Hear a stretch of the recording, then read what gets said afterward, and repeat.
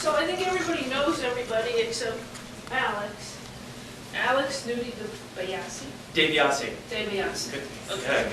Laina First Warsavage. So thank you for coming, and Ron for putting this together. So we're all pretty interested in this topic. I think there's a lot more people, but like you said, they're afraid to come. So anxious to hear what you guys have to say and how we can, I'm not sure, be more informed consumers of information. Thank you.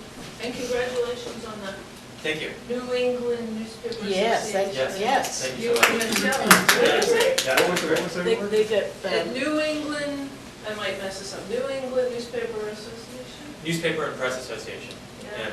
So Michelle Sherborne and Alex won awards. What was your, Mine was for editorial writing, uh-huh. and Michelle's was for a couple of business stories she did about a new business opening in Bradford. So she won in the business category, and I won in the editorial writing category. That's great. We're lucky to have you guys. yeah. Thank you. So, a rough schedule, I'm recording this with a little camera here, and we'll put it up online, hopefully. But what we like to do, like these previous events, we'll wing it, we'll get questions, Q&A and all that, but what I'd like to do is just kind of briefly go over kind of history and kind of what has happened to bring us to this point, you know, and then turn it over to Alex, and he'll talk about newspaper industry and everything else that's going on, the inside story on that. And then I've got some videos from television that we pick apart and talk about and stuff. So, does that sound good? Yeah. All right, great. So, first medium, going all the way back, the first medium that ever existed was word of mouth, right? That was the first one.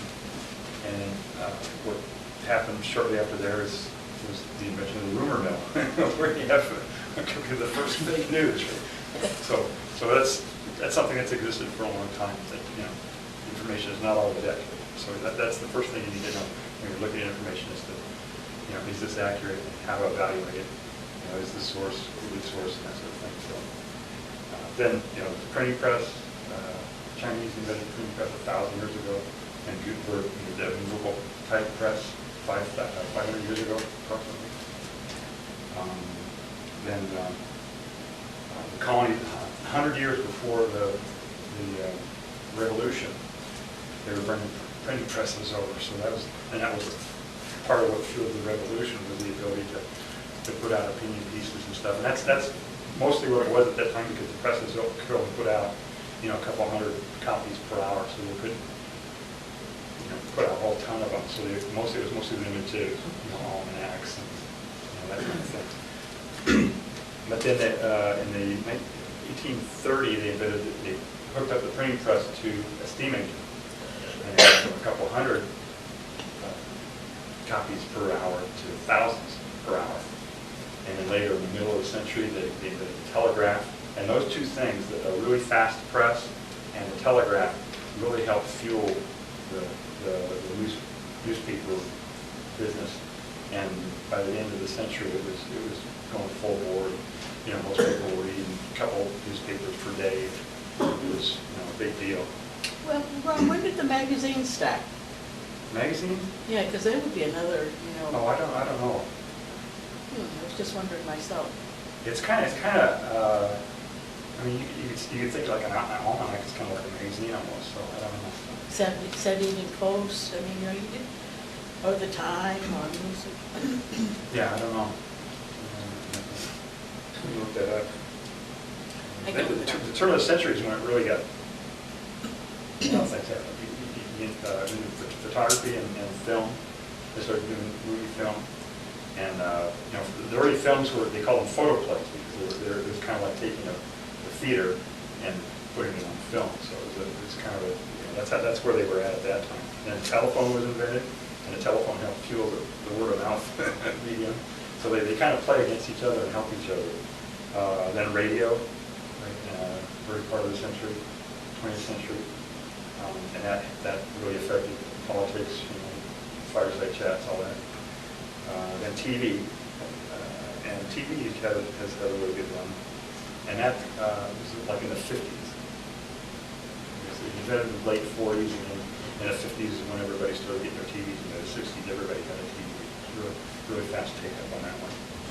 And they dominated for a long time. There were, the three networks with CBS, NBC, and ABC were the three networks, and they were dominant for a long time there.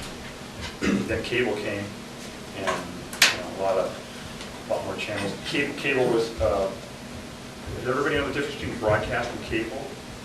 Anybody what? Between broadcast and cable TV.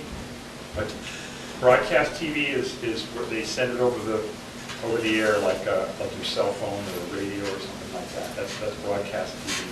And then cable basically was invented for folks that were living in areas that couldn't receive the signal directly. They were too remote. So they put an antenna up on a hill, and they'd run cables down for people to get it. That's how cable evolved. And then once they got cable, there wasn't a limit on the number of channels. It was much larger. So that's when we started getting all these, MTV and ESPN and all those channels are cable channels. And that really changed the industry quite a bit. Up until then, there were just a few channels, and each channel got a huge share of the audience. So everybody was kind of getting the same information. So cable was the first one of the things that started to separate people into more narrow niches in the information it got. And then when the internet came, that just really is completely narrowcast.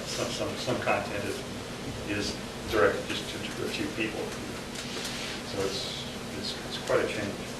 Another important thing on television is that the DVR was invented at the end of last century, in the 90s, I guess, when people started getting DVRs. You're familiar with what a DVR is, a digital video recorder? Mm-hmm. How many people watch TV on a regular basis? Mm-hmm. Okay. But the DVR will record shows ahead of time, and you can play them back. I do. And then when you play them back, if it's not linear, you can skip over the commercials. So that really affected the TV industry. Up until then, they were just thinking, we'll get as much audience as possible and we'll sell ads to that, to people who wanted to put content in front of those advertisers. And so the DVR kind of changed that model a little bit. And it actually helped erode there's something called the editorial wall between sales and editorial, which is, the idea is to try to keep the credibility of the news content. You want to keep a separation between the sales guys so that the advertisers can influence the editorial content. But when the DVRs came, and people were skipping over the commercials, they had to figure out something else that actually eroded that wall quite a bit. So, what else we got here? Let me make sure I didn't miss anything here. Oh yeah, the internet. So the internet came, and that changed quite a bit. It's really democratized the media. Up until then, you had to have a TV station or a radio station or a newspaper or a printing press, something like that, in order to really get your message out to a lot of people. But the internet changed that. It's democratized it, so any of us now can produce content and put it out there to people. And that really, for like Alex, people, not your newspaper in particular, but for television stations and large newspapers and stuff, it's been a hit to their bottom line, which is really what their business is. Right? That's what they do when they produce content. Their number one goal is to produce content that's going to make them more money somehow, either by using more audience or pleasing an advertiser or whatever. So,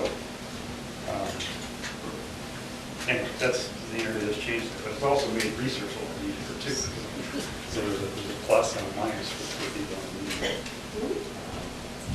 okay, so I guess that's it. Let me, I'll introduce Alex, and we can talk about your stuff, and then I've got about 20 minutes or a half hour of content when we play the videos at the end. So, Okay. let you go ahead. Am I okay to stay seated here? Sure, I'll just turn the camera. Can I say something? Sure. In our bedroom, all we get is YouTube And I saw an article where some people were saying that YouTube is actually like a channel. And it actually gets as many viewers as some networks. Oh, yeah, yeah. The internet now has surpassed television, or at least in revenue, ad revenue, so it's here. It's arrived. Okay, Alex, thank you.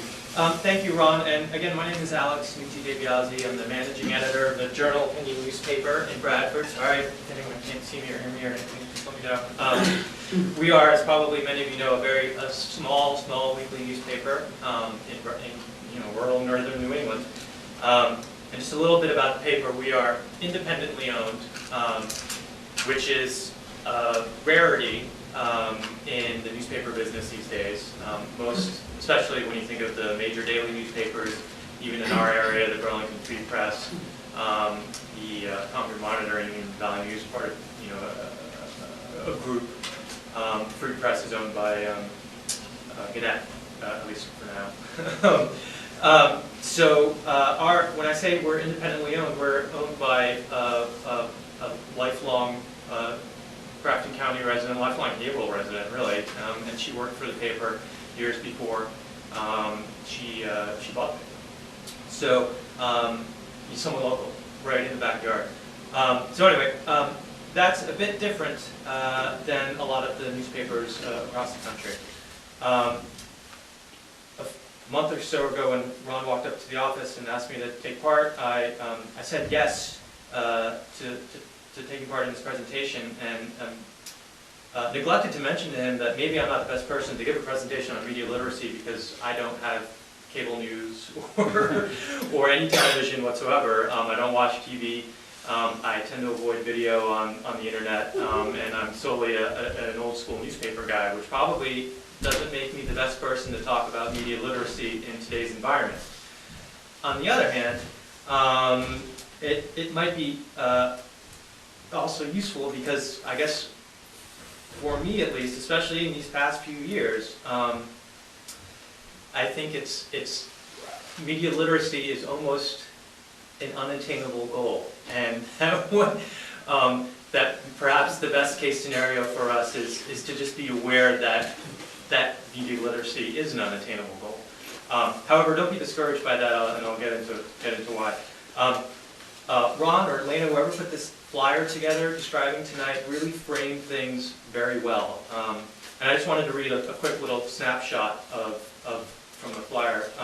The way that media outlets collect, produce, and distribute information has changed dramatically in recent years.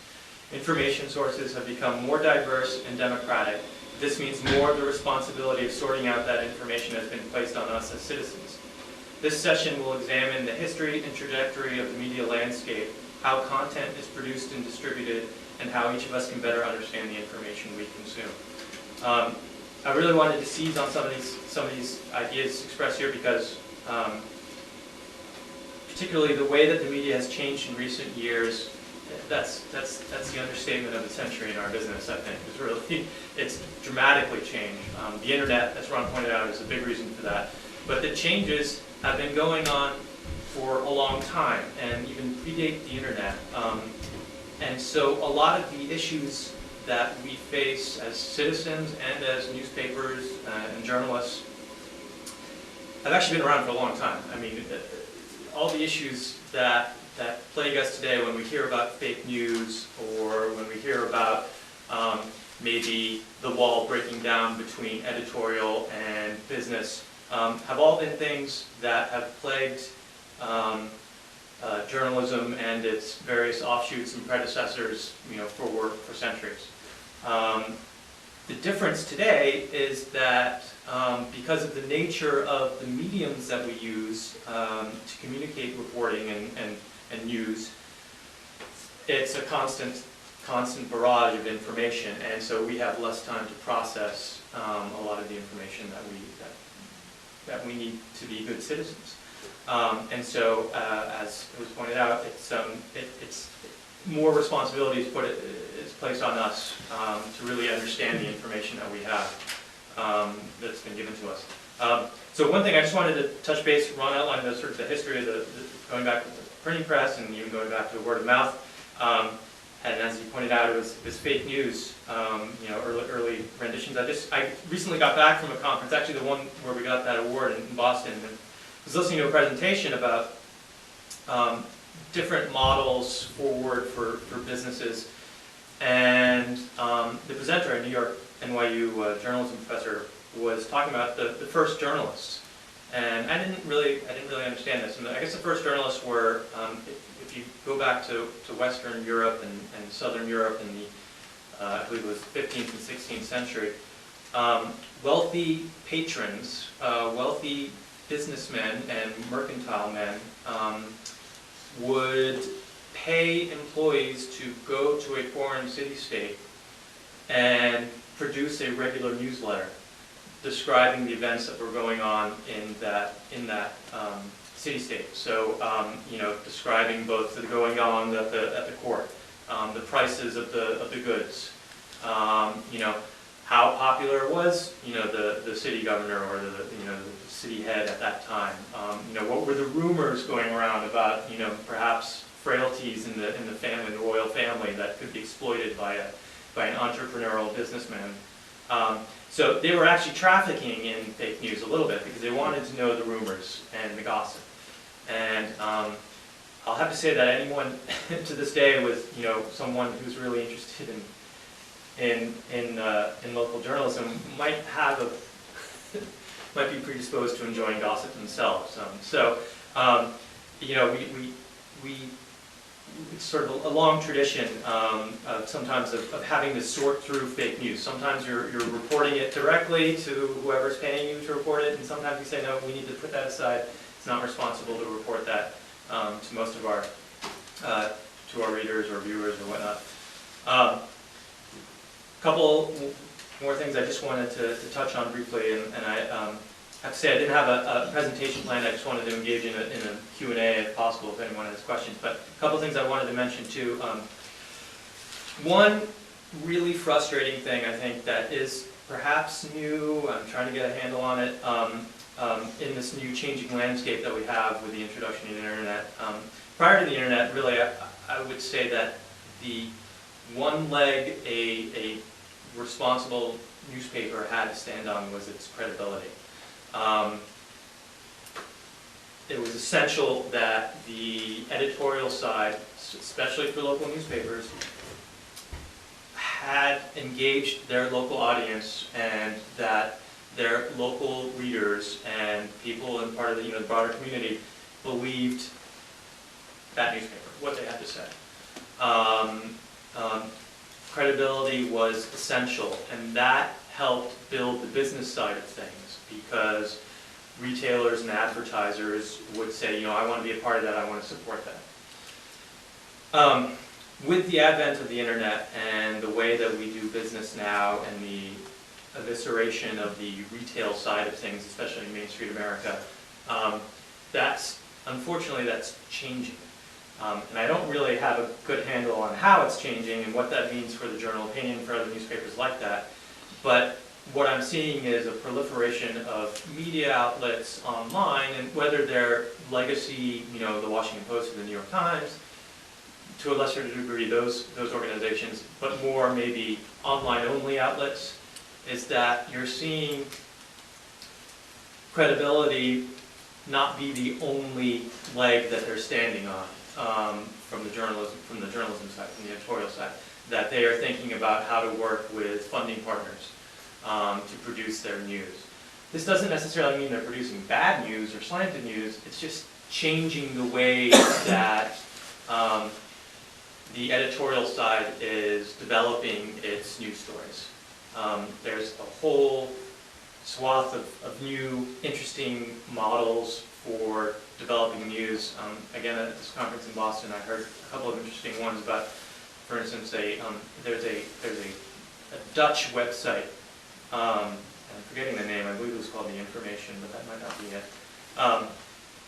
That started out of the blue a couple of years ago and did a crowdfunding model to get started, and had raised something like $20 or $40 or $60,000 to fund the first year of the operation, and a couple of years down the road, it was generating $2 million in revenue.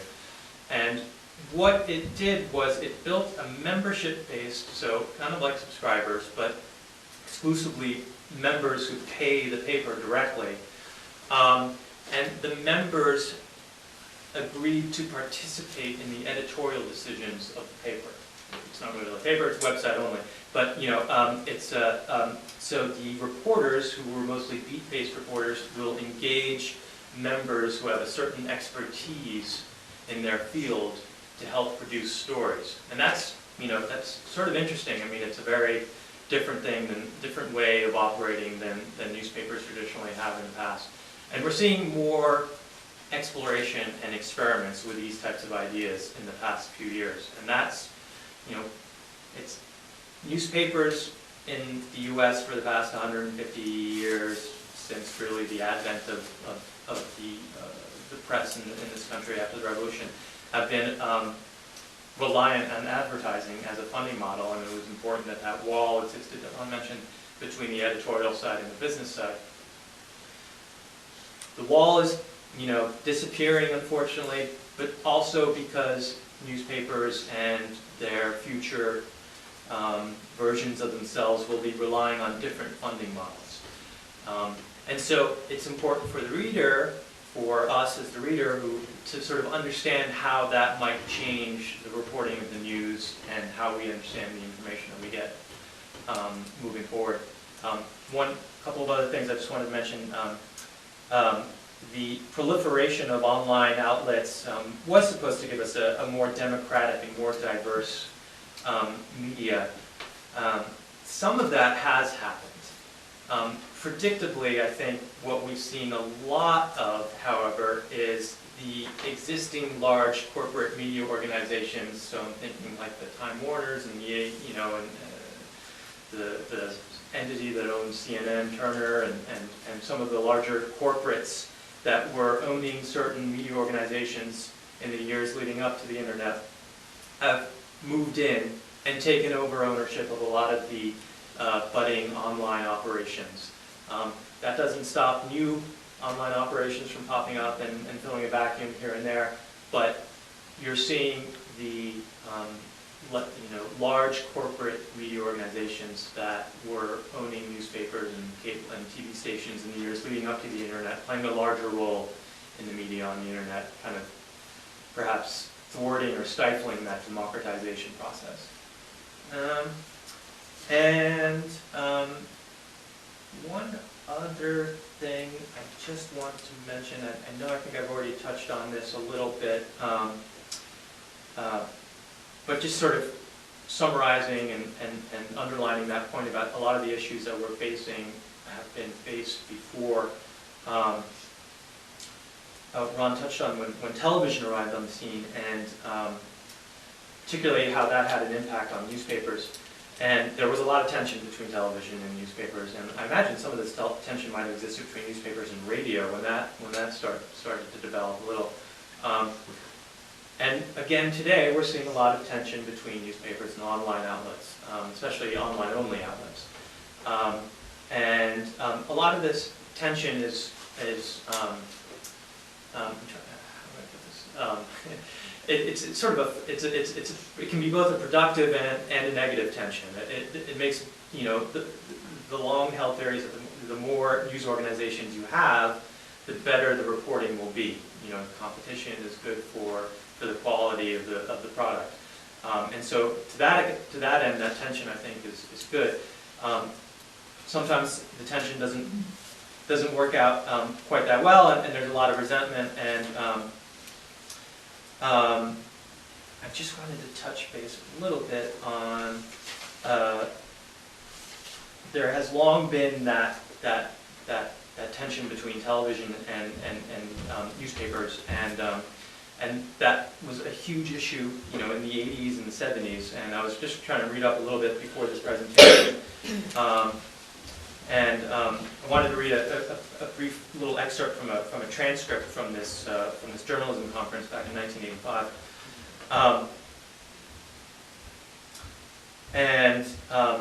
This is a newspaper man who's talking. And he says, we begin by talking about differences between newspapers and television. Nowhere are the differences more fundamentally portrayed than in the coverage of the White House.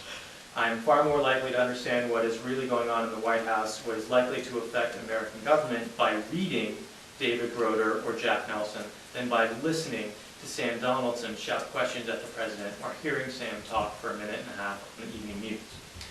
When Reagan himself wants to go to the public, he's going to do it through television. But in terms of learning what's going on in the White House that affects my life, I'm far likelier to learn that from good newspaper reporters. I'm somewhat troubled when I hear Van Soder talk about the research evidence of people like television reporters. The one thing I just wanted to talk about is that there's been, I think, perhaps mostly erroneous, but newspaper reporters have tended to look at broadcast reporters maybe as more, I won't say more entertainers, but they're bringing an entertainment aspect to their journalism that newspaper reporters don't necessarily have or carry on into their work. Journalism, newspaper reporting is sort of essentially is a dry, sober subject of journalism, or at least it's supposed to be. Whereas there's that entertainment aspect to broadcast journalism.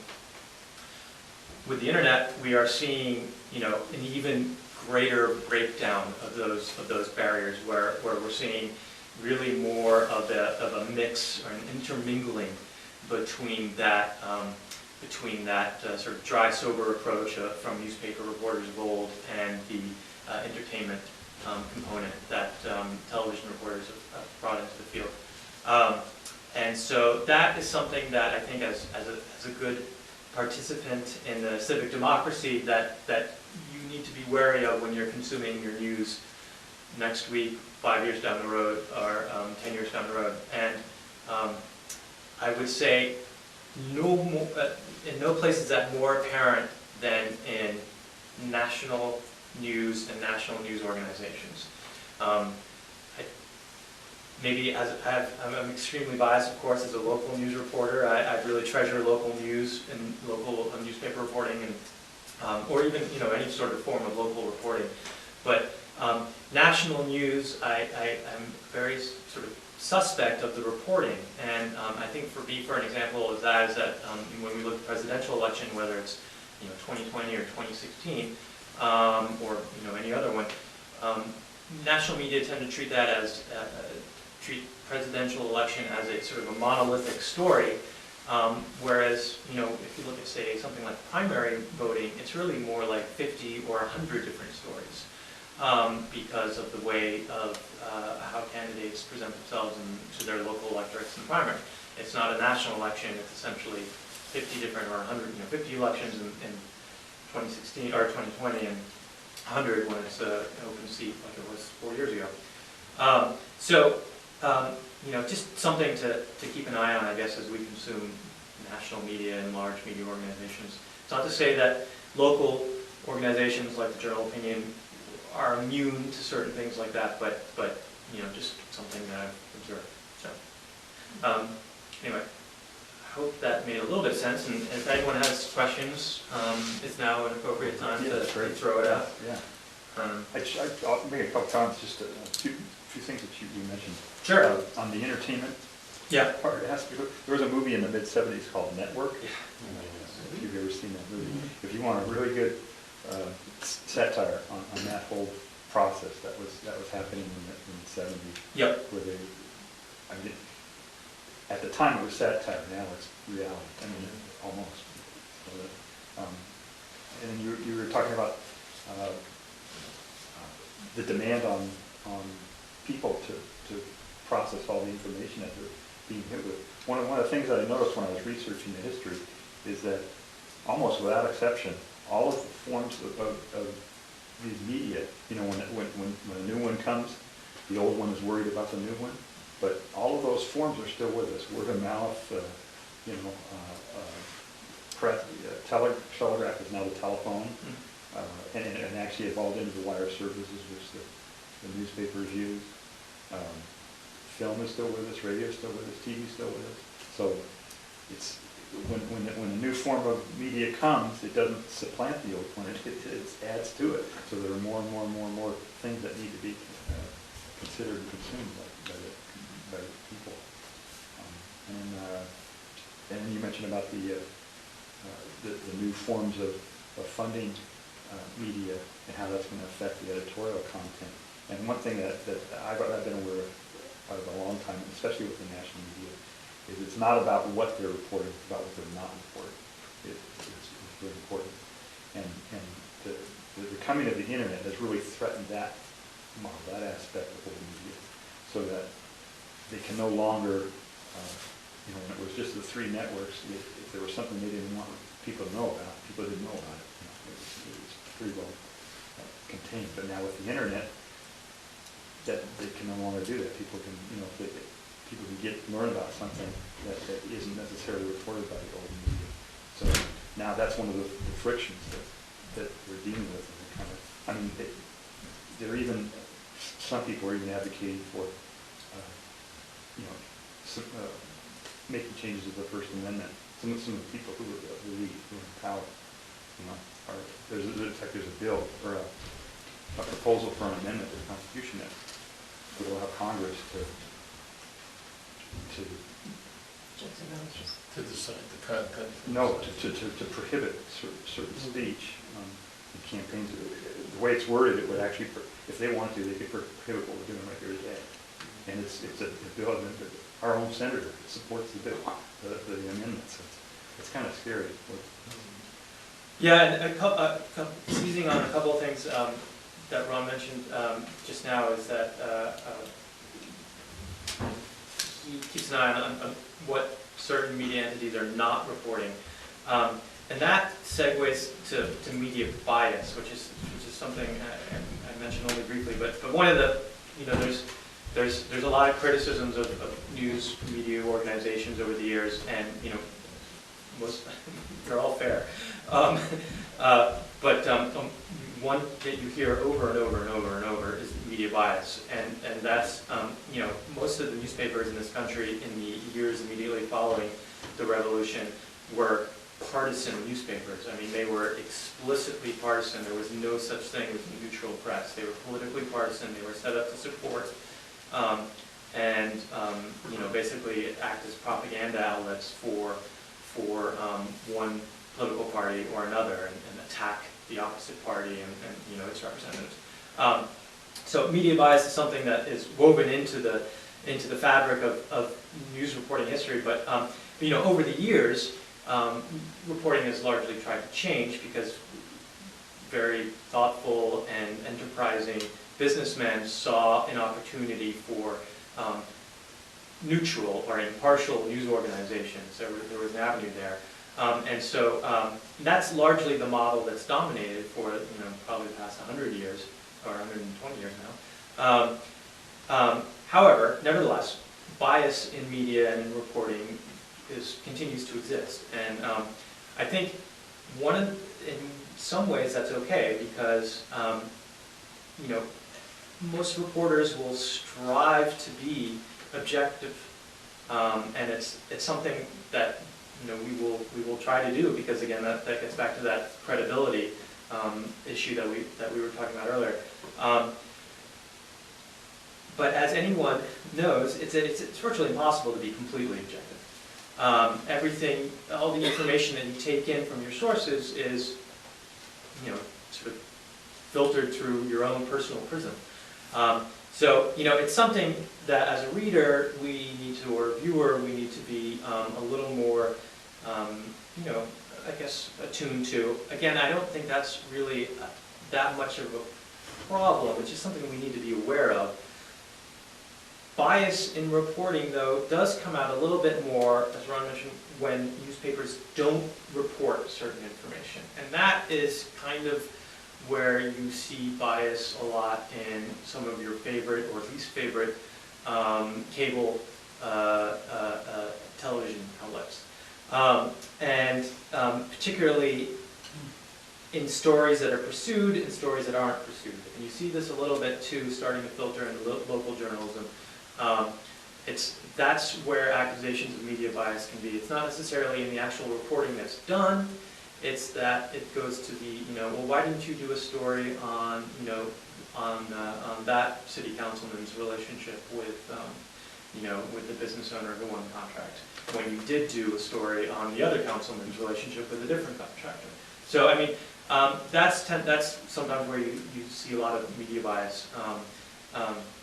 It's important to ask questions when you consume, your favorite reporting to be, well, did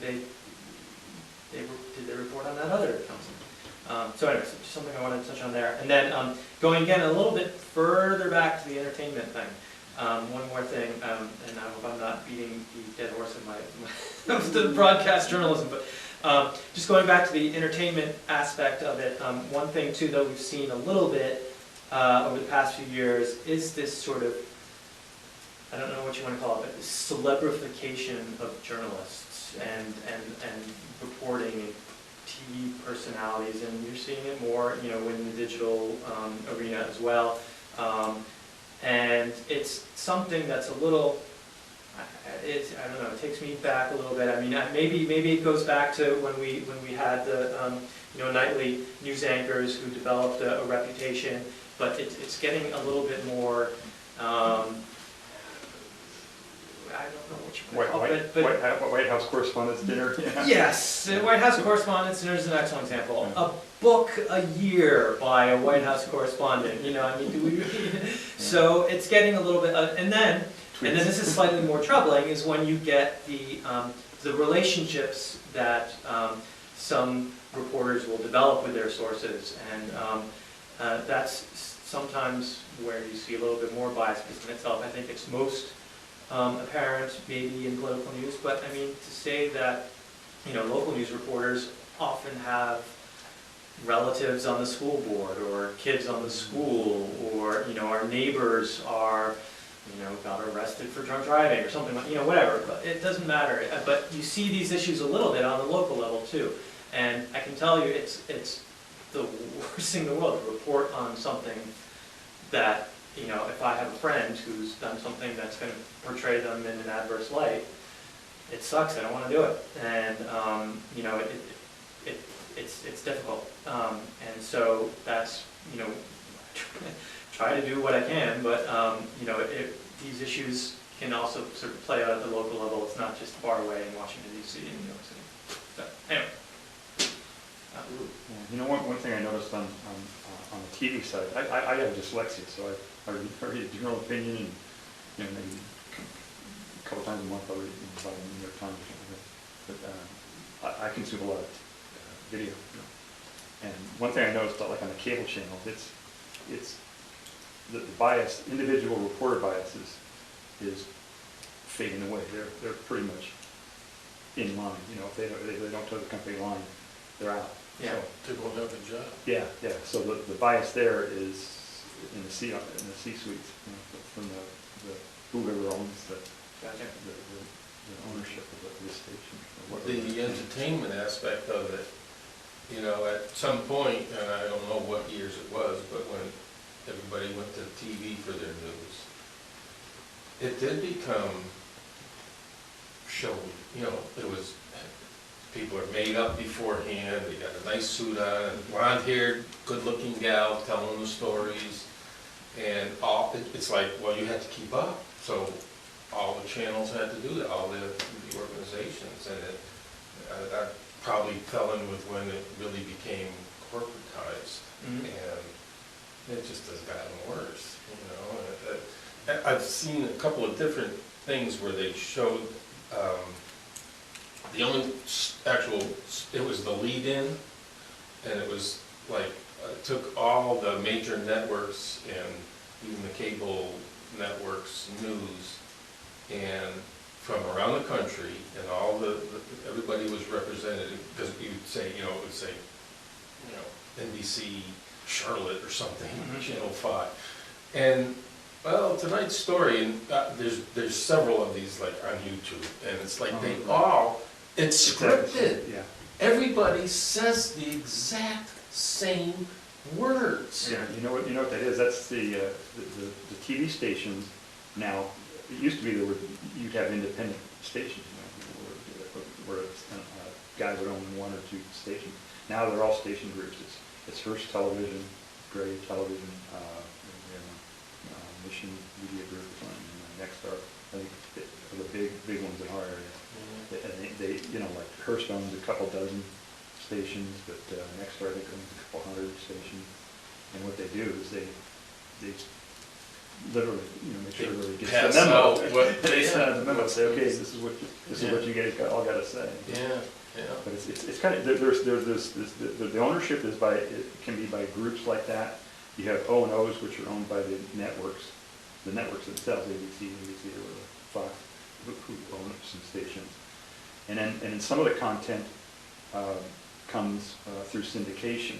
So you have either like an ownership group or somebody else who produces content and then actually tries to sell it to the station groups or to stations or to the network. So well, if they sell to the networks, then it's considered network content, but otherwise it's called syndicated content. And the way all those various ways of producing that content are done can affect the biases that come through. This would probably be a good time, if you have any other questions. I was going to say, I get all my news from the radio, from National Public Radio, and I think they're pretty neutral. I'm not, well, first thing I will mention when you say public radio, and this is the fascinating thing about public radio to me is that it is that membership model where you have members subsidized. I mean, of course, there's a little bit of public funding, as we all know, and there's a little bit of underwriting by corporate or business sponsors, but essentially, public radio is supported by membership, Right. which is might be a model that you see moved over to online or news or print outlets in the future. You might see. So public radio is sort of an outstanding example of that, and something that they do. And I think from a content viewpoint perspective about neutrality is that, yeah, I agree. I mean, I think the reporting that they do on a regular basis is pretty reliably neutral. I shouldn't say neutral, but you get both sides. You get both sides. And what I would say is that when they do deviate from that, it's usually because they haven't done a story that portrays one side in an adverse light, but they did do a story that portrayed, the other side in an adverse light or positive light. Either way, it doesn't really matter. I see that a little bit on public radio as well. I don't watch public television, so I can't be able to say, but the reporting that public radio, I think, yeah, I mean, and even in our worst extremes of the cable TV shows, cable TV networks, there are reporters for these cable networks that are outstanding reporters. I mean, so this is what makes it really challenging for us to consume, is that there's still really good reporting being done at almost explicitly biased, networks or outlets, but sometimes it gets drowned out by the talking heads and the editorial side, not the editorial side, but the side expressing a strong viewpoint. So anyway. I'm sorry. Go ahead. A proliferation of news outlets, I mean, it must be the public just loves to be saturated with news, because news is just expanded all over. You get it on the internet, you get it on the radio, you get it on TV, and not just one channel, you get many channels. And then the competition must be very keen, I would think, between all these. I would hope so, especially because I'm not sure where, especially for the online outlets, I'm not sure where all the revenue is coming from to sustain their business models. And you see just as many new ones pop up, there are other ones that vanish. Yeah. And so it's kind of, it's an interesting, sort of a Wild West environment, I think, right now. The thing about the demand for news is, on the one hand, yes, the public still wants news. They still want information, whether it's about their local communities, what's going on in Orfordville or up the road in Vermont, or whether it's about what's going on in Concord or Montpelier, or what their senators and congressmen are doing down in D.C. However, going back to this gentleman's point about TV and entertainment, as we're seeing a lot of video, there's also this celebrification types. We're seeing a lot of mixing of news with entertainment, and that's, I think, that appeals to a wider audience than maybe the dry, sober reporting of your used to appeal to. So that's, I think, where some of that demand is coming from as well. Another thing that affects that is because there are so many different outlets, it's difficult for consumers of information Right. to track sources, to track who's a credible source and who isn't. And, we all know the guy who lies most of the time, right? We know he's not a reliable source. I saw a documentary of some sort recently, and they went through the whole development of network. The airwaves, when TV started and all, and up until, well, in the 90s, the final kibosh got put on, but it was public airwaves. The public owned that. You had broadcast companies and all that, it was usually on a local scale. And as time went on, because they needed advertisers to stay on and all, but that crept in and started to drive it, and nobody realized that we actually lost that public owning the airwaves. Because you had antennas on your roof, you didn't have cable and everything else, and you didn't get all the channels. When I grew up, we got CBS and ABC. We couldn't get UHF, Channel 30, and then in the 90s, and it was Colin Powell's son was the FCC commissioner, I believe, and it had to do with, I think, when Time Warner bought everybody, and they became, and they changed the rules that you couldn't own like newspaper and television and radio in a certain amount of area and all that, because you were monopolizing it. And it sailed right through. They pushed it as a great thing.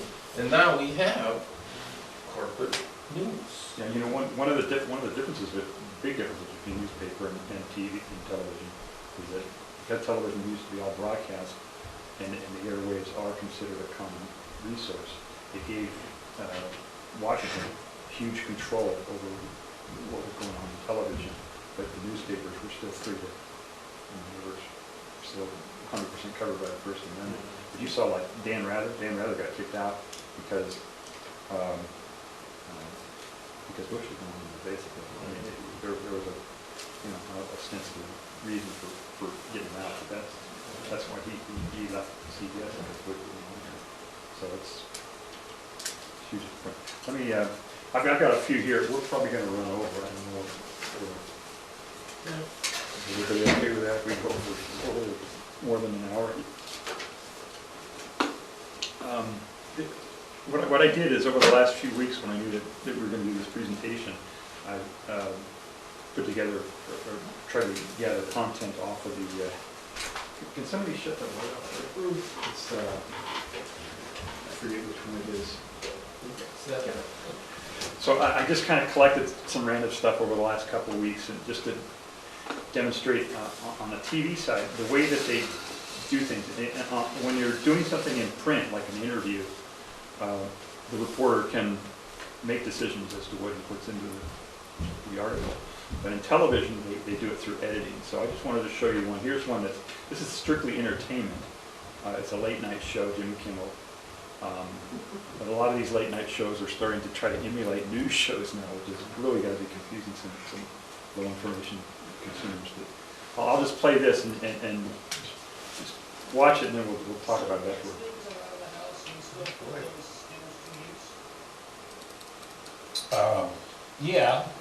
If it's not too complicated. If it's not too complicated, you will do it? Yeah. And are people overly impressed by that? Not my wife. She expects it and you do it. Yeah. You worked at the first, was it the first Crate and Barrel in Chicago? Great. Yeah. When was that you worked at Crate and Barrel? Because I love this idea, this It was business. for about 4 months until I got fired. They fired you. Yeah, Why did they fire you? I came back late from lunch. That was it? Yeah. What was your position there? I vaguely remember that I was either, it was their first store, Uh-huh. and the couple that owned the company were still there. Was this Crate and Barrel? Crate and Barrel. Yeah. What was your job there? I was the incompetent manager of the store. Oh, you were the manager of the store. I think so. Wow. Was the store more rustic? Like, was the stuff more substantial There were back then? crates and barrels. There were actually Stuff was in crates and barrels.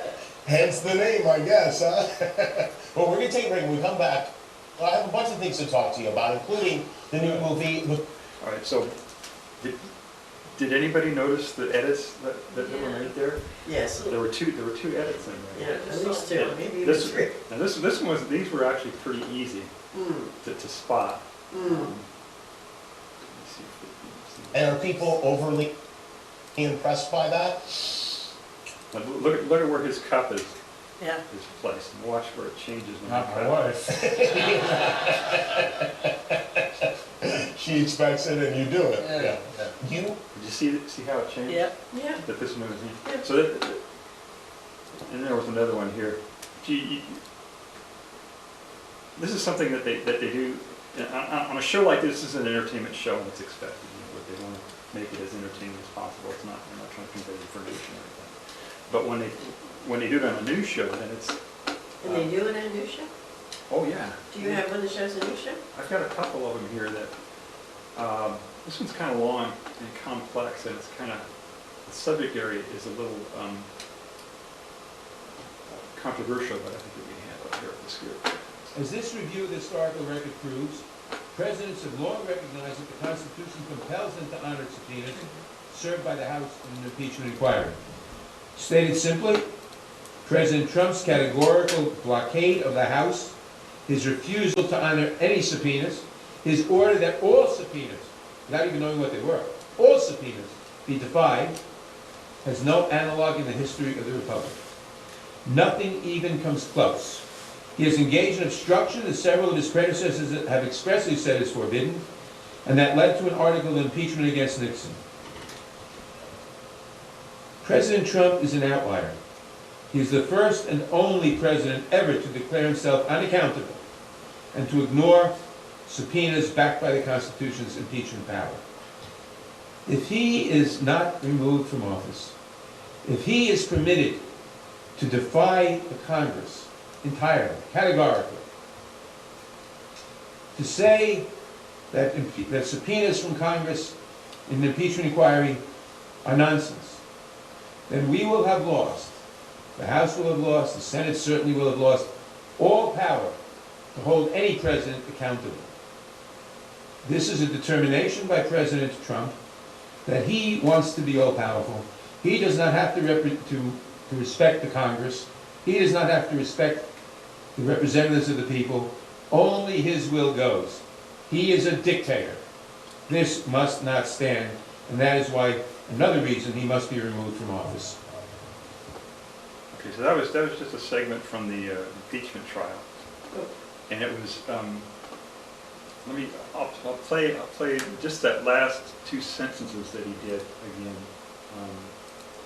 so you can hear it, because he's kind of a lawyer and it's kind of complicated what he said there. But If he is not removed from office, you gotta think if about he what is he's saying. permitted to defy the Congress entirely, categorically,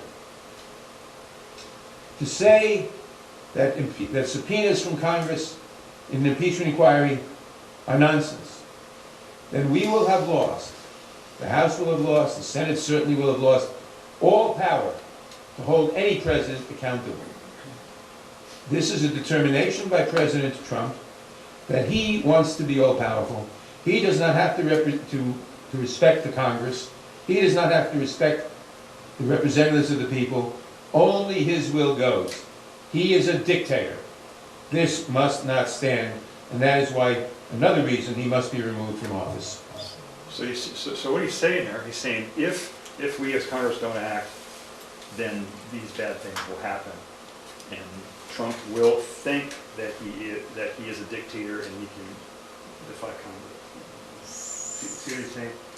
It's a complicated sentence. He's a lawyer and it's kind of complicated, but if you look at it very carefully, he's saying if we don't do this, then we lose power to hold him accountable, and he will think that he doesn't have to respect Congress and that he is a dictator. That's what Trump will think. That's what he's saying here. Right. So now I'm going to show you how that was reported by NBC. Okay. And it's very rare, actually, to be able to get the raw video and then get what the people actually edited. So this is kind of if you can find it, if you can find the raw video and then see what a news outlet does, that really gives you insight into So this is NBC? This is NBC's report on the impeachment trial. Thank you, Sam Brock. For that day. Now to President Trump's impeachment trial, where Democratic prosecutors argue the president engaged in a cover-up and should be removed from office as his defense team prepares for their turn to fire back. Peter Alexander has late details. Tonight, House prosecutors for their third and final day making their case to the jury, zeroing in on their charge that President Trump obstructed Congress by stonewalling their investigation. President Trump's obstruction of the impeachment inquiry was categorical, indiscriminate, and historically unprecedented. Capping off their argument overnight that the evidence against the president is overwhelming. And you know, you can't trust this president do what's right for this country. You can trust he will do what's right for Donald Trump. But today, Republicans say Democrats have not delivered. Oh, we've heard all the evidence that they said was overwhelming, and I'm underwhelmed. Democratic prosecutors say the White House obstructed by refusing to turn over a single document in response to House subpoenas. He is a dictator. This must not stand, and that is why another reason he must be removed from office. Obstruction of Congress is what the founders called separation of power. The case that the Democrats are making is ridiculous. All of it comes as ABC News. Okay, so did you see what they did? They took his last. They cut his quote. Yeah. Yes. Is it dictator? And they made it look like he was saying that Trump was a dictator. But what he said here was that Trump would think that he was a dictator. You see how they changed that just by, they didn't even have to do much editing. All they had to do was pick up what he was saying at this point right here, where he said he is a dictator. And the reason he must be removed is because he was a dictator, which is completely different than what actually happened. So that's just an example of a very simple edit that can completely change the meaning of what actually happened there. Let me see. Here's another one that. Yeah. This is. Anybody familiar with this show, Matter of Fact? This is Soledad O'Brien. She's been around for a long time. She's a really seasoned reporter, and this is a show that's been produced for the last few years, and it's produced by Hearst Television, which is the television group. Remember something about television groups? They actually back this production of this show. They're the ones who own the WMUR and a few other stations around here.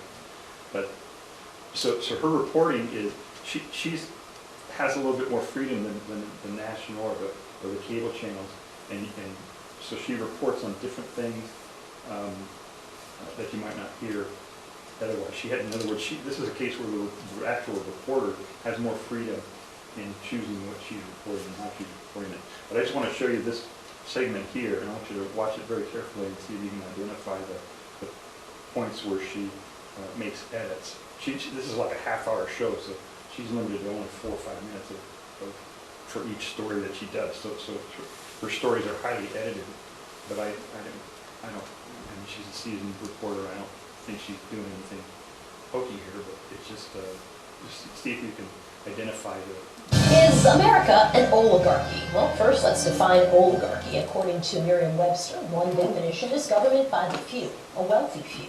Well, now a new book takes a look at how two powerful families rose to wealth and power in America and what that could mean for democracy. Award-winning investigative journalist Andrea Bernstein is the author of American Oligarchs, the Kushners, the Trumps, and the Marriage of Money and Power. And she joins us from New York. It's so nice to have you. Your book is amazing. Let's begin by talking about this idea that this potentially is an oligarchy, because I think that the wealthy have long been involved in trying to grab power well before 2016. Absolutely. And I think one of the things I wanted to look at in the book, so I covered the 2016 campaign. After the 2016 campaign, there were about a zillion analyses of what happened. But they really focused on sort of the moment. And I wanted to ask the question, what were the forces at play that produced this presidency? And specifically, because I've covered money and power for about forever, I wanted to ask, what were the trends in American democracy that produced the Trump family? And also, how did they themselves help accelerate these trends? And you're right. I mean, America has always had more or less control by the very wealthy of our political system. And if you go back to the Gilded Age, the late 1800s, which was actually when Donald Trump's grandfather arrived in America, if you go back to that period, everybody understood that the monopolists, the sugar cartel, the coal cartel, the railroads were running America. But what happened after that is there were a series of muckraking reporters, and there was a progressive movement and really a backlash. I see so many contradictions outside of even Trump and Kushner, where you see, I mean, people will say they'd like to see billionaires and they'd like to see big companies pay more in taxes, but they don't follow up with that in actually not supporting those businesses. They buy iPhones, they have Amazon delivered to their houses, and it seems like they don't see a contradiction in that. Am I wrong about that? Well, I think there's a couple of things that are going on. First of all, it's very hard to opt out of these systems because they're designed to seduce you and entice you and make it easy to use them. So that is very, very hard. But also, people are a product of a very deliberate attempt to create a social consensus that taxes are bad and that tax avoidance is good. Whereas what's happened in all of the successive tax cuts, the national tax cuts that began with Reagan and lasted through the 2017 Tax Cuts and Jobs Act, when you look at that, what's happened is that each time the way that these bills get passed is there's an argument, oh look, we have to close the loopholes and make the system more fair, and we're going to lower taxes. But each time you lower taxes, you corrode the idea that paying taxes is a good thing. And that in itself stimulates tax avoidance. So you have the situations where these big corporations have these headquarters in a place that doesn't even exist, somewhere between Bermuda and Ireland, so they can avoid taxes. So that is what is happening overall in the country, and it frays the social consensus. It increases wealth inequality because the rich corporations and the very wealthy get to keep more of their money. And it also allows them to influence politics. And we see this all the time in the Trump administration.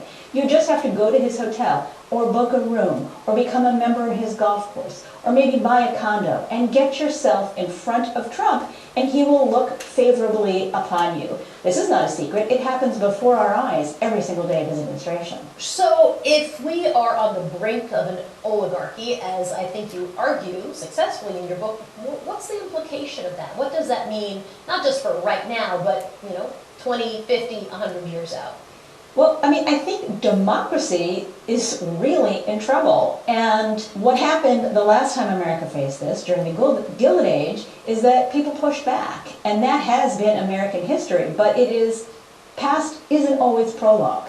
And it's something that the founders understood everybody in America would always have to fight for, because wealth and money would always influence politics. Laina Bernstein. The book is called American Oligarchs. So nice to talk to you. Thanks for joining me.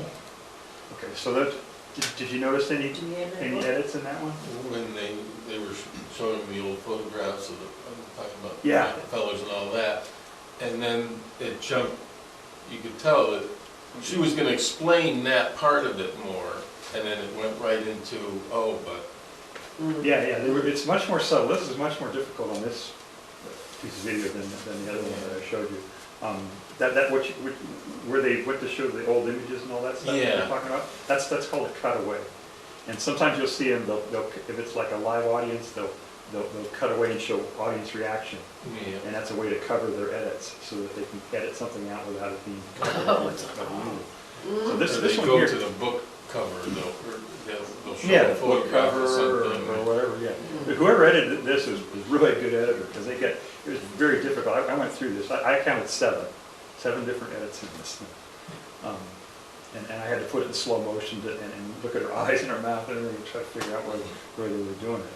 So it's a very, very good edit. Now, a lot of people in the industry don't have a problem with this. They think it's the same as if you were writing. If you were writing the thing, you would cut things out. And really, it's what they cut out. We don't know what they're cutting out unless you have access to the raw video. I wrote to her and asked her if we could get the raw video, and I didn't get a response. So we don't know what she cut out. But it could be something as simple, a technical reason, a mic goes bad or something like that. It could be liability issues. She started talking about companies there. She's saying these companies aren't paying taxes, and then they cut it. So I suspect, well, maybe she started listing companies and still in a low budget production. Maybe didn't want to take the risk of a lawsuit, so they cut that out. So there's a lot of different reasons why they might cut it out, or it could be biased. Maybe she, when she was listing the elites, she was listing all the elite industries. Maybe she said newspaper, media, and then maybe they cut that out. I don't know, but it's.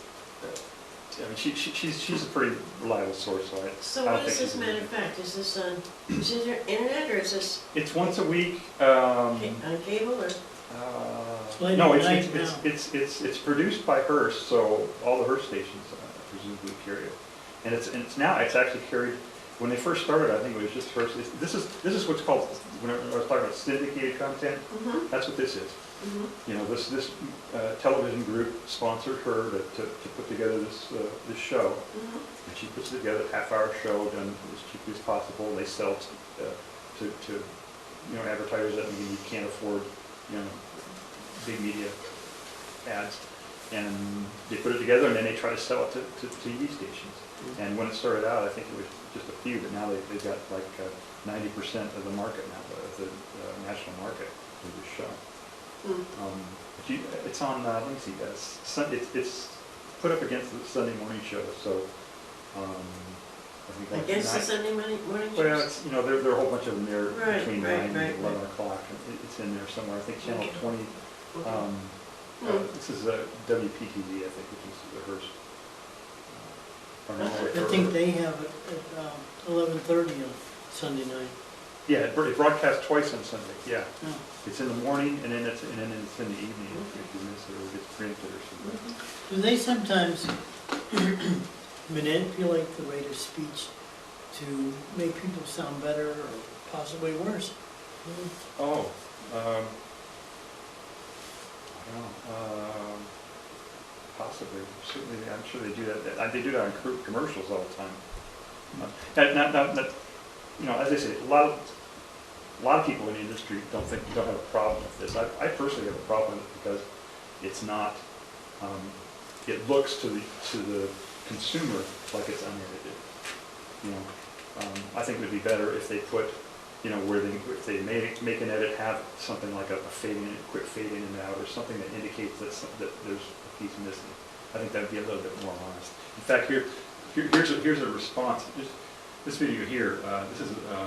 Contact with any known listen to what he's saying. coronavirus patients, nor does he have any symptoms. President Trump remains in excellent health and his physician will continue to closely monitor him.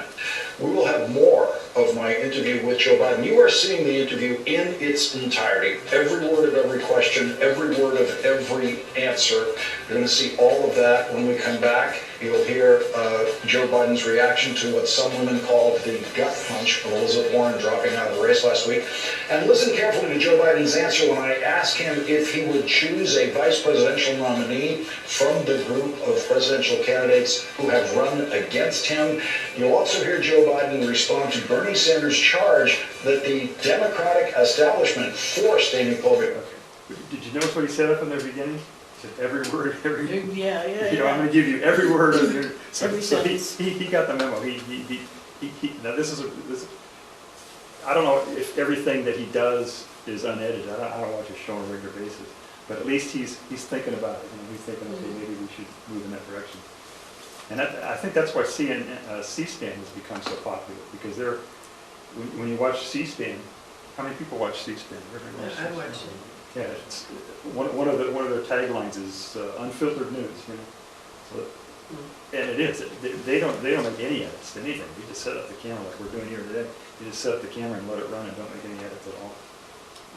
Let's see. Oh, here's one edit. This is another aspect that we haven't touched on today, but I think it's really important. How many people remember the movie Top Gun? You remember that movie? Heard of it. You ever see it? It was in the mid-'80s, I think. It came out. You think it was a good, well-produced movie? As a 10-year-old kid, sure, yeah. Well, I mean, maybe not your genre, but it was a well-produced movie. You just think of anything weird about it or anything, or controversial other than it's military based? No? Okay. We'll come back to that. Let me show you this ad here really quick. One of the ways that advertisers and content generally tries to the purpose of the ad is to influence behavior, ultimately, is to get people to do something, to buy a product, to vote for somebody or whatever. And one of the ways they do that is to model behavior.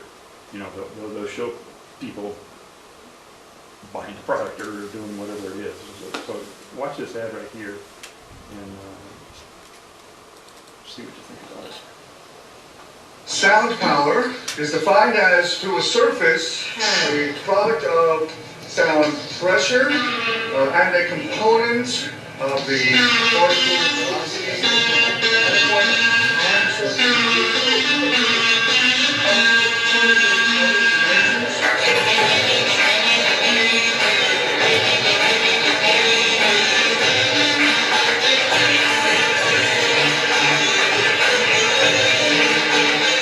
Targets. Okay, so I'm gonna go buy it, cause yeah. So what they're advertising on the surface here was the Facebook's group. I don't know Facebook, so I don't know what it is, but it's some new feature on Facebook that they're trying to advertise. Groups, right? To get their groups are some there, or they can have a group just for kazoos, to get people specific interest. But what else were they modeling there, or what were they showing? The people doing it, because what were they doing? They were sitting in a classroom, learning, going to school, learning something, and oh no, you don't want. Instead, you guys should go play the kazoo instead of learning it, right? That's what they were modeling there. And I'll play it one more time. This time, look at the ethnicity of the people in the ad. Sound power is defined as, through a surface, a product of sound pressure and a component of the particle velocity at a point of time.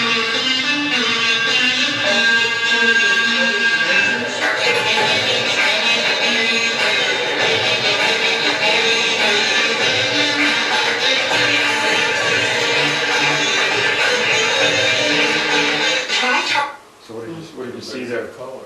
There's people of color, and this is just one of many things that media do, which I feel is racist. I've already expressed my opinion, but I'm going to go ahead and do it this time. That they do that they try to subtly promote racism in their content. And I'll give you a homework assignment. Remember I mentioned Top Gun? Mm-hmm. If you can get a hold of a copy of Top Gun and watch that, and watch it, and then look at the ethnicities, and look at how many people of color are in that movie, and when the people of color are portrayed in that movie, how they're portrayed, and how they treat the protagonist, and if something negative is happening when they're shown on the screen, or something positive is happening. And if you do that exercise, go and watch that movie again with that filter. You know, looking at the ethnicities of people in the movie, it'll really open your eyes. And if you do that over and over with other content, it'll really change your perspective as to what's going on in terms of racism in the media. So anyway, that was something like that. Oh, here's one more. This is just for fun. You know, we talk about the internet and new tools for reporters that use new tools and stuff like that. Here's a reporter. I forget, it's WLOS, and I forget where they're located.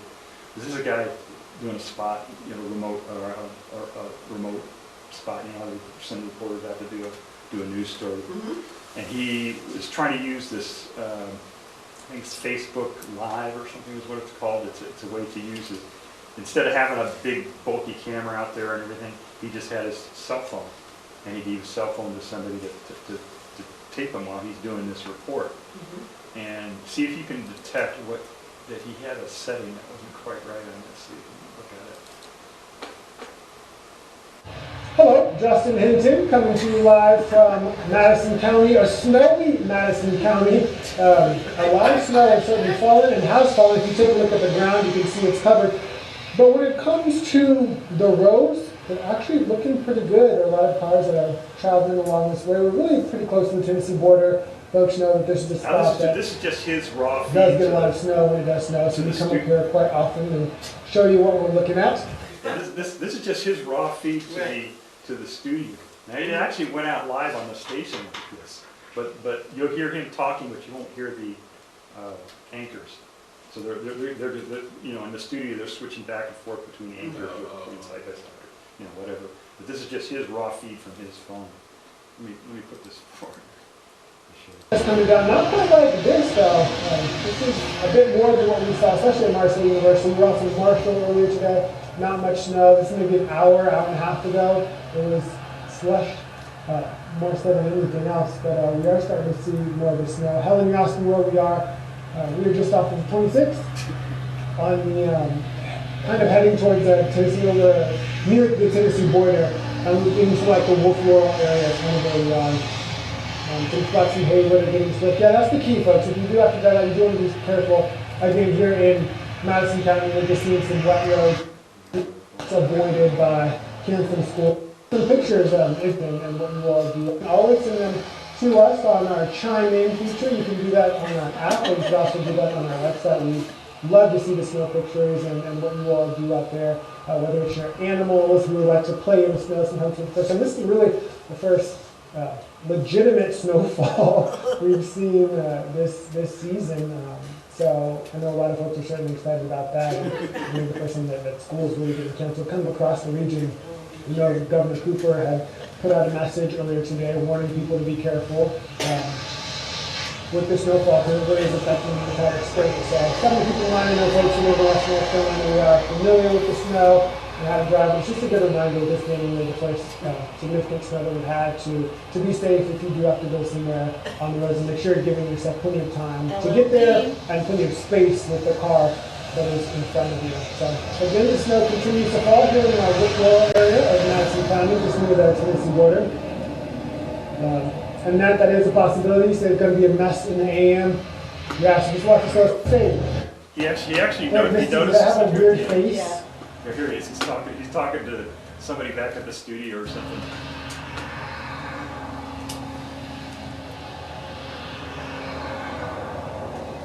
Wait, Misty, did I have a weird face? Wow, there are special effects on the phone. Well, we weren't trying to. But hopefully that actually, what is it doing to my face? It's too funny. Now I'm excited to look back at this video and see what's happening to my face.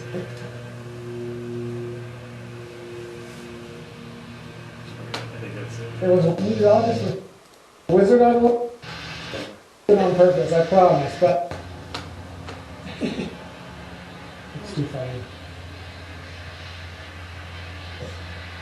I literally did not do it on purpose, I promise, but I'm glad you guys are enjoying it and you liked it. So anyway, I thought that was kind of funny.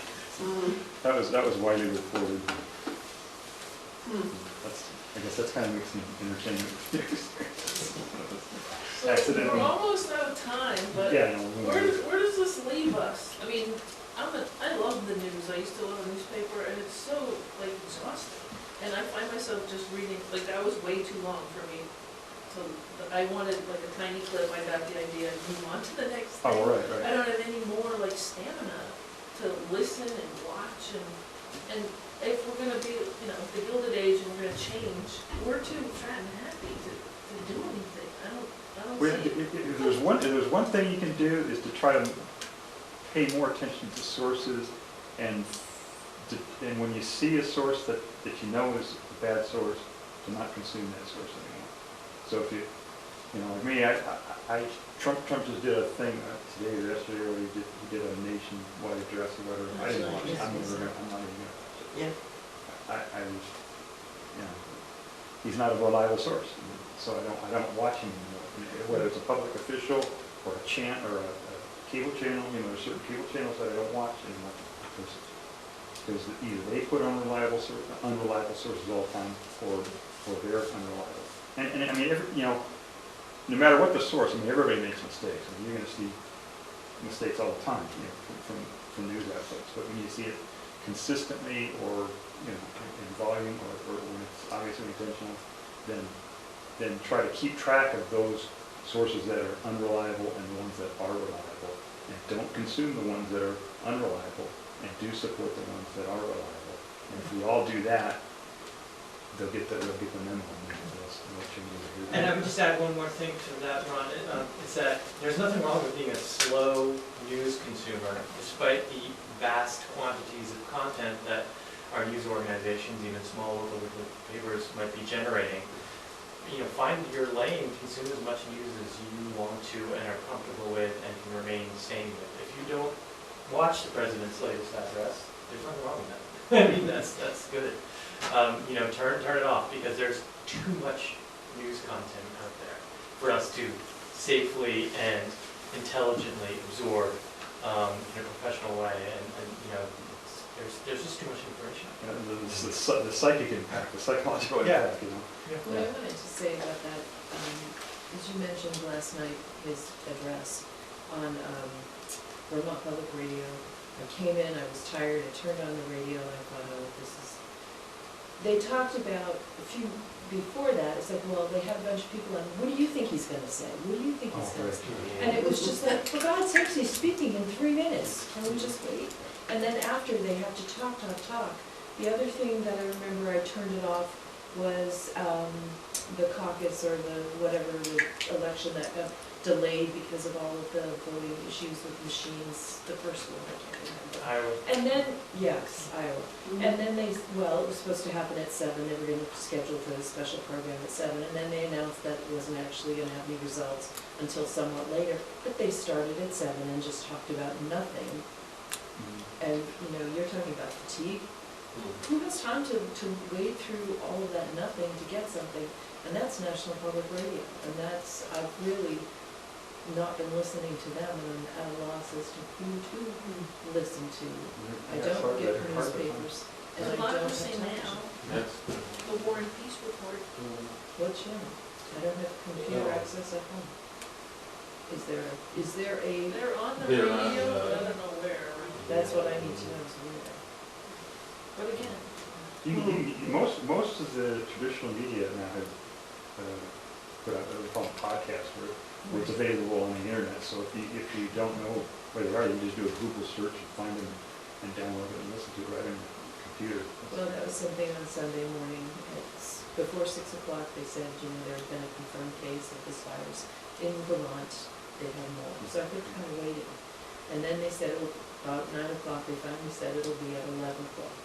Good thing I had something to do in the house the whole time. At 11:04, they said I could go and online and listen to it. They lost any passwords I've ever given them. No one. That was the. Something else in relation to what William was saying is the way that we've come to, you can fast forward to things now, and with the internet, with phones, at any given moment you can go and look this up, and you can skip to the part you want, or if it's not holding your attention, here's where they have to hold your attention, so they make it more like entertainment. Because everybody is so used to that instant gratification in a sense that you can just push the button and move ahead to the next one. And there's so much there anyways, like, well, I'm not gonna waste my time, so you're not gonna sit and give a given story a chance even half the time. It's like, oh, it's important, or you don't like the announcer, you know? It's, and, yeah, it's... You know, something I've been doing is like we don't get, on the cable channel we have here in Orford, they don't have WMUR, which I think is one of the strongest stations that Hearst has. I mean, they're better than the other Hearst stations in some market, or like in Vermont or New Hampshire. And what I've been doing is watching WMUR online, and when I wait until, sometimes I wait until after the live broadcast and wait until I can actually, like you say, fast forward to it. And their player has a 2x speed, so you can watch their hour show in a half hour, and you can skip through stuff. So that's one way to do it, is that you can actually play it faster. I don't know if you're able to, without missing so much in between. Yeah, you can slow get enough yeah, to say, wait a minute and Well, that over time, that's the other thing that's happened. It used to be half-hour news, now it goes an hour news. Like WMUR. A lot of them are an hour news now. I get WMUR on Dish. Oh, you yeah, do? the satellite company. What it is they. Oh, you don't have satellite. It's really complicated. There's a rule about this must carry, and we are actually in the Vermont, upstate New York market here, in where we are in Orford, and WMUR is in what they call the Boston market. So the rule is that if the station is in the market that the cable company serves, then they can opt out, but they would be able to get the content for free from the news, from the station. But because WMUR is in a different market, the only way that Toption can put that on their cable system is if they pay WMUR. It's just, it's just a small cable company, they can't afford it by their content. So, going directly to the internet is called over-the-top, or TT, which means you're getting content that would normally be on a cable or broadcast or whatever. You're taking it through the internet, and so it's a way to subvert all the rules of Congress. One thing I like about it, though, is we watch our news at night when we're in bed, but the national news is a half-hour show, but when you watch it on the internet, it's a 17-minute show. Oh, 3 minutes? Is that what you said? 3 minutes? 17. It depends upon what, like if you watch C-SPAN, I mean, you gotta sit through a lot. Watching What I do people is come in and hand papers out on the desk, and they go out, it's like, what is going on? No wonder nothing gets done. Well, I watch C-SPAN when there's public hearings and all that stuff. That's when I watch it usually. Well, I turn it on and then I read something else or browsing the internet. Oh my God, it's on. Well, this was good. Yeah, thank you all for showing up. Well, thank you. Alan, Thank you. really, I mean, it's not that encouraging, but still, it's fortifying. That's part of consuming media, I just need to be wary. Well, it's good there's still local journalists and papers around telling our stories.